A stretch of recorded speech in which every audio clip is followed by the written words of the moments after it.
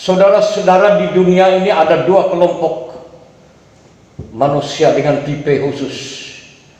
Kelompok yang pertama adalah kelompok yang menyaksikan Yesus atau ketuhanan Yesus. Dan kelompok yang kedua adalah kelompok orang yang mencari Yesus, yaitu kelompok Yohanes Pembaptis, para murid, dan orang-orang juga yang sejalan, sepemikiran seperti Yohanes Pembaptis dan para murid. Kelompok yang pertama, Bapak Ibu Saudara-saudara, kelompok yang meragukan Yesus ialah mereka mempertanyakan, menyaksikan tentang ketuhanan Yesus. Mereka mengatakan bahwa Yesus itu bukan Tuhan. Apa alasannya? Karena Yesus itu tidak pernah mengatakan dirinya bahwa akulah Tuhan. Itu alasan mereka bahwa Yesus itu bukan Tuhan. Saudara-saudaraku yang dikasihi dan diberkati oleh Tuhan Yesus Kristus, ini alasan yang terlalu murahan. Kalau alasan apakah Yesus itu Tuhan atau bukan Tuhan hanya sekadar karena dia tidak pernah menyebutkan dirinya bahwa aku inilah Tuhan, apakah karena Yesus tidak menyebut dirinya Tuhan lalu dia bukan Tuhan? Apakah orang yang mengaku-ngaku Tuhan itu otomatis adalah Tuhan? Jadi kalau kita balik pertanyaan, di Indonesia beberapa kasus pernah terjadi, bisa kita baca di koran atau siaran televisi beberapa waktu yang lampau. Ada orang yang mengaku-ngaku sebagai nabi yang terakhir. Banyak. Ternyata bukan nabi, mengaku sebagai nabi. Bahkan ada diantaranya yang mengaku sebagai Tuhan, tapi bukan Tuhan. Jadi persoalannya, apakah Yesus itu Tuhan hanya sekedar karena dia tidak pernah mengatakan aku inilah Tuhan, lalu dia bukan Tuhan?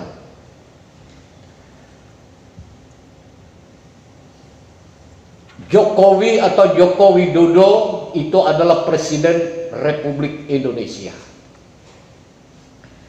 Apakah karena Pak Jokowi itu setiap pertemuan di mana-mana tempat, atau seandainya ke Palangkaraya, karena hanya sekedar karena dia tidak menyebut dirinya bahwa aku ini bukan presiden, aku ini presiden?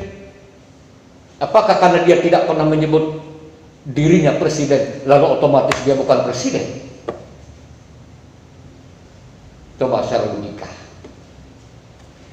Walaupun Pak Jokowi tidak menyebutkan dirinya presiden, dia tetap presiden.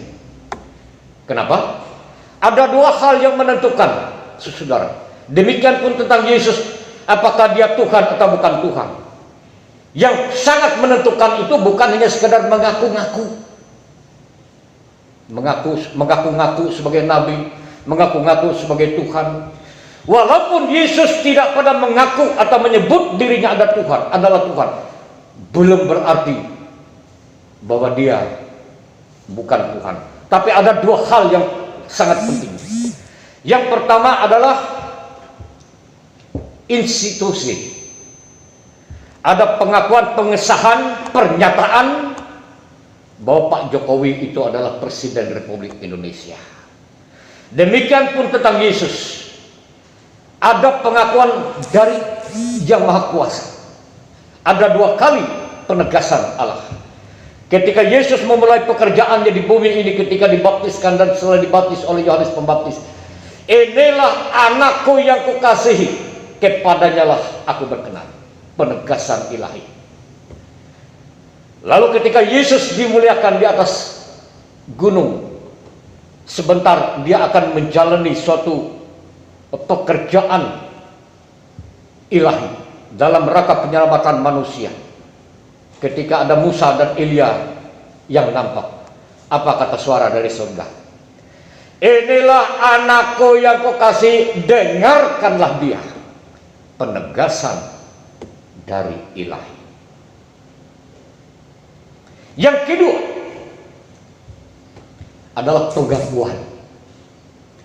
Jadi walaupun saya tidak mengaku-ngaku sebagai pendeta, tapi ada pengakuan. Dan pengakuan itu disahkan melewati SK gitu, pentahbisan atau pengakuan orang banyak. Demikian pun mari kita cek dalam Alkitab apa pengakuan salah seorang murid. Ini contoh, kalau dibaca semua terlalu banyak. Apa kata Thomas ketika Yesus menampakkan diri kepada para murid dan kepada khusus kepada Thomas, karena Thomas ragu-ragu, lalu Yesus memperlihatkan tangan dan kakinya yang berlubang. Lihat, ini aku, raba aku. Apa kata Thomas dalam pengakuannya? Dalam Injil Yohanes pasal 20,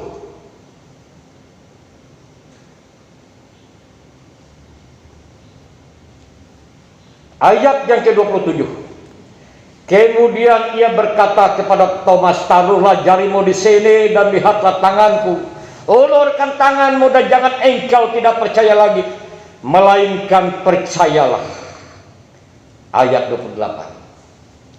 Kata Thomas menjawab dia katanya, ya Tuhanku dan Allahku. Ketika Thomas percaya atas bukti yang Yesus perlihatkan, ya Tuhanku dan Allahku, pengakuan. Yesus kan tidak menyanggah, bukan, aku bukan Tuhan. Kalau Yesus diam, itu artinya iya. Kalau Bapak Ibu menyebut Anda adalah pendeta Kristus, kalau saya diam, bukan berarti saya menolak, tapi mengiyakan, ya kan? Yesus walaupun tidak menjawab, karena Yesus menjawab tapi dalam cara yang lain. Artinya pernyataan yang pertama diterima, lalu Yesus menjelaskan sesuatu. Apa kata Yesus lagi kepada Thomas? Kata Yesus kepadanya, Injil Yohanes pasal 20 ayat 29, karena engkau telah melihat aku maka engkau percaya. Berbahagialah mereka yang tidak melihat namun percaya. Yesus mengajarkan Thomas setelah dia mengaku, ya Tuhanku dan Allahku, engkau percaya karena engkau melihat? Kan Yesus tidak menolak pernyataan Thomas. Jadi Yesus itu Tuhan. Yang pertama adalah institusi, pengesahan, penegasan resmi. Yang pertama dari Allah sendiri. Tidak ada bagi yang lain. Nabi yang manapun yang pernah dimeteraikan, disahkan, dinyatakan oleh Allah, inilah anakku yang kukasihi, kepadanya lah aku walaupun inilah Tuhanku, tidak mungkin kan Allah dari surga menyebut Yesus inilah Tuhanku, karena inilah anakku yang kukasihi. Anakku ya aku, karena dia merendahkan diri sebagai manusia, disebut dalam istilah teologi Kristen disebut anakku, karena dia menjadi manusia. Jadi itu jadi pengertian teologi itu juga perlu, karena dia sebagai manusia. Aku berkenan. Lalu pengakuan para murid dan juga orang banyak, ya Tuhanku dan Allahku. Yang ketiga, nah ini penting, apa bukti bahwa Yesus itu Tuhan? Tidak mesti harus mengaku-ngaku Bapak Ibu, tapi lihat bukti pekerjaannya. Apa yang kita bisa buktikan dengan Yesus? Mujizat terbanyak yang pernah ada di muka bumi ini hanya dilakukan oleh Yesus, tidak ada yang lain. Artinya tidak mungkin oleh manusia biasa atau hanya nabi, apalagi yang nabi-nabian, kalau dia bukan Tuhan. Bahkan menghidupkan orang mati, bahkan dia sendiri bangkit dari kematian. Tidak ada manusia lain yang bisa bangkit sendiri kalau bukan Tuhan. Jadi secara logika ini bisa aja jalan. Ada sesuatu yang lebih, mujizat yang luar biasa, pengajarannya, dan banyak lagi yang lain. Tidak cukup waktu. Bahkan penegasan dalam Injil Yohanes, pada mulanya adalah firman, firman itu bersama-sama dengan Allah, firman itu adalah Allah. Yang sebenarnya firman itu adalah hendak mengatakan Yesus itu adalah firman Allah yang hidup, artinya menjadi manusia. Bagaimana Allah berfirman kalau bukan Allah sendiri? Bagaimana saudara akan mendengar suara saya kalau bukan dari saya? Ya kan secara logika. Jadi suara Allah, firman Allah itu menjadi nyata bagi manusia, ya karena berasal dari Allah. Dalam istilah teologi di bahasa filsafat Yohanes disebut firman yang hidup. Jadi kelompok yang pertama adalah kelompok yang menyaksikan ketuhanan Yesus karena berpikir menyanggah dengan sanggahan yang murahan. Dan itu terus berlangsung dalam kehidupan di dunia ini. Dia bukan Tuhan, karena dia tidak pernah menyebut dirinya Tuhan. Berarti kurang isot, tapas kepintar. Padahal apalah artinya sekedar mengaku-ngaku. Yesus tidak perlu mengaku-ngaku bahwa dirinya Tuhan. Untuk apa Tuhan mengaku-ngaku dirinya Tuhan? Tapi pengakuan orang lain karena iman, respon, melihat, menghayati, mengerti. Ya Tuhanku dan Allahku, jauh lebih dahsyat daripada sekedar mengaku-ngaku. Jadi pengakuan para murid, bukti apa yang Yesus lakukan, jauh lebih daripada cukup untuk menegaskan bahwa Yesus itu Tuhan. Kita abaikan kelompok yang pertama. Kelompok yang kedua adalah kelompok orang yang mencari Yesus, mencari kepastian. Itu adalah kelompok Yohanes Pembaptis dan para murid. Lalu ketika di penjara dikatakan,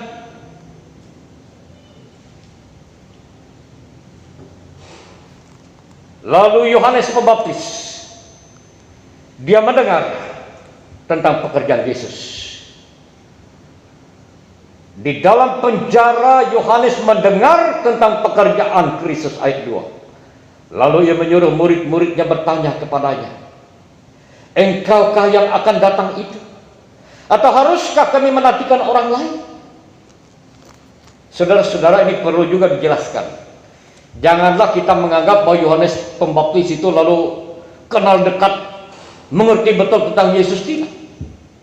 Karena mereka dalam situasi walaupun hampir bersamaan waktunya, baik kelahiran, tapi mereka berada dalam lokasi lingkungan yang berbeda. Yohanes melaksanakan pekerjaannya sendiri, tapi dia kan belum mengenal betul tentang Yesus. Hanya dengar, hanya ketika Yohanes Pembaptis membaptiskan Yesus. Karena itu tidak heran kalau dia bertanya, dia juru selamat. Nah, bayangkan, kalau Yohanes sudah mengenal, kan tidak perlu tanya lagi. Kenapa hal itu terjadi? Karena Allah memperlihatkan juru selamat itu secara sederhana, Bapak Ibu, yang bagi manusia biasa hampir tidak masuk akal. Tidak mungkin dia itu Tuhan dan juru selamat. Persis seperti kelompok banyak manusia yang tidak pernah mengenal dan mengerti Yesus itu Tuhan dan juru selamat. Karena Allah memperlihatkan caranya yang sangat sederhana. Yesus yang sederhana, yang compang-camping, yang tidak lebih, pas kayak gembel. Bagaimana? Kan sangat sulit untuk mengerti, apalagi menerima dia sebagai Tuhan dan juru selamat. Namun tidak cukup sampai di situ. Yohanes walaupun dalam pelayanannya, walaupun dia tidak mengerti dan tidak mengenal betul secara utuh, sekarang dia ingin bertanya, karena dia dari penjara itu mendengar tentang Yesus. Apakah dia ini yang dinanti itu? Lalu menyuruh murid-muridnya bertanya kepadanya, engkaukah yang akan datang itu? Atau haruskah kami menantikan orang lain? Apa jawab Yesus, saudara? Jawaban Yesus ini menarik. Coba kita perhatikan. Kan Yesus tidak langsung menjawab melewati para murid Yohanes, supaya para murid memberitahukan kepada Yohanes di penjara, ya saya ini Tuhan, saya ini juru selamat yang ditunggu-tunggu. Kan tidak begitu. Apa kata Yesus? Menarik sekali. Yesus tidak menjawab seperti hanya sekadar teori, seperti keinginan manusia yang mempertanyakan Yesus itu secara teori karena hanya sekadar jawaban atau mengaku-ngaku. Tapi Yesus menjawab pada ayat 4. Pergi dan katakanlah kepada Yohanes apa yang kamu dengar dan kamu lihat. Katakan pada dia, apa yang kamu lihat, kamu dengar tentang aku, apa yang aku lakukan. Beritahu dia. Kan menarik jawaban Yesus. Yesus tidak langsung menjawab, apakah engkaukah yang harus kami nanti itu, Tuhan itu, juru selamat itu? Ya, katakan pada dia. Enggak. Apa yang kamu lihat dan kamu dengar tentang aku, apa yang aku perbuat, Orang buta melihat, orang lumpuh berjalan, orang kusam jadi tahir, orang tuli mendengar, orang mati dibangkitkan, dan kepada orang miskin diberitakan kabar baik. Karena itu yang Yesus lakukan hari-hari. Orang buta dia sembuhkan. Orang kecil Yesus rangkul. Sementara orang lain mengkafirkan. Sementara Yesus bahkan berbaur dengan orang kecil, orang berdosa, orang kafir. Dan ketika orang nyinyir, Yesus mengatakan, aku datang bukan untuk orang yang sehat, tapi untuk orang yang sakit. Itu gambaran klais pernyataan Yesus, kepedulian Allah kepada orang kecil, yang lumpuh, yang buta, bahkan yang mati sekalipun. Beritahukan Yohanes. Cara Yesus menjawab itu, saudara, tidak hanya sekedar teori, tapi berdasarkan bukti. Silakan Yohanes mempertimbangkan sendiri dari bukti itu. Apakah aku inikah yang dinantikan umat Israel, sang penyelamat? Bapak, Ibu, saudara-saudara yang dikasihi dalam Tuhan, kita telah memasuki minggu sengsara yang ke-7. Berbeda dari minggu-minggu hari besar gerejawi yang lain. Kalau yang lain kan Jumat Agung sekali, ya kan? Paskah sekali, Natal sekali dirayakan. Tapi minggu sengsara sampai 7. Artinya 2 bulan berturut-turut tiap minggu kita merayakan minggu sengsara. Apa artinya? Itu lebih daripada cukup untuk memperlihatkan gambaran apa arti penderitaan, pengorbanan Yesus, pekerjaan Yesus, supaya bisa kita tangkap dari pekerjaan Allah itu, dari apa yang Yesus lakukan itu. Lalu kita menyimpulkan, merespon dengan iman kita sebagaimana Yohanes. Diakah juru selamat itu? 7 minggu berturut-turut bila saudara-saudara mengikuti ibadah, selalu menggambarkan, mengisahkan, memberitahukan tentang penderitaan, kematian, penyaliban Yesus. Apakah itu kurang cukup bagi saudara-saudara untuk menyimpulkan siapa Yesus itu bagi saudara? Apakah dia Tuhankah? Apa dia setan? Nabi palsu kah? Silakan dengan hikmat. Dan semoga saudara-saudara bisa menyimpulkan, merespon apa yang Allah buat dalam Yesus itu. Memegangnya. Sebagaimana Yohanes, walaupun dalam situasi yang sulit. Yohanes itu dalam situasi yang sulit, saudara. Dapatkah saudara bayangkan? Dia berada dalam penjara. Coba kita ikuti nalar Yohanes. Mestikah Yohanes kecewa? Loh, kok aku ini kan katanya mempersiapkan jalan bagi Tuhan. Kenapa Allah itu membiarkan aku begini di penjara? Mesti Allah yang baik itu kan membebas aku dari penjara ini. Bahkan bagi Yohanes sendiri tidak jelas siapa sebenarnya yang dijanjikan Allah itu. Tapi dia tidak putus asa, tidak kecewa. Dia kirim utusannya untuk mempertegas, memberitahu. Tanyakan dia, apa diakah, engkaukah yang kami nanti itu? Luar biasa. Semoga setiap perenungan kita, ibadah kita, pertanyaan kita terjawab. Ya Yesus, engkaukah juru selamat itu? Kadang-kadang bisa terjadi begini, saudara. Kalau engkau juru selamat Tuhan, kenapa engkau membiarkan keluargaku ini kacau? Kenapa aku ini bangkrut? Kenapa aku ini banyak masalah? Bisa muncul pertanyaan. Yohanes dalam penjara bisa saja begitu. Kalau engkau ya Allah mengutus aku ini untuk mempersiapkan jalan bagi Tuhan, kau begini. Kita belajar juga dari Yohanes Pembaptis. Dengan sabar menanggung penderitaan, walaupun yang dinanti itu baginya pun dia masih belum jelas, tapi tetap setiap langkah, setiap pergumulannya dia mencari hingga ke titik puncak. Bahkan di tengah-tengah pergumulan itu ia mengirim utusannya untuk mempertanya sekali lagi, engkaukah yang kami nanti itu, atau haruskah kami menanti yang lain? Kalau ada juru selamat yang lain atau nabi yang terlahirkah? Katakan pada Yohanes, apa yang engkau lihat dan engkau dengar. Saudara-saudara, setiap hari barangkali Tuhan memperlihatkan dan memperdengarkan suaranya dalam caranya. Semoga saudara bisa mengerti. Tidak mesti Tuhan itu harus membuktikan secara teori bahwa aku inilah Tuhan. Di sana akulah Tuhan. Karena pada zaman akhir semua orang banyak mengaku-ngaku nabi, nabi, Tuhan, Tuhan. Jadi persoalannya bukannya mengaku-ngaku Tuhan, Tuhan, Tuhan, tapi lihat bukti real. Sejauh tingkat apa dia. Yesus bagimu Tuhankah?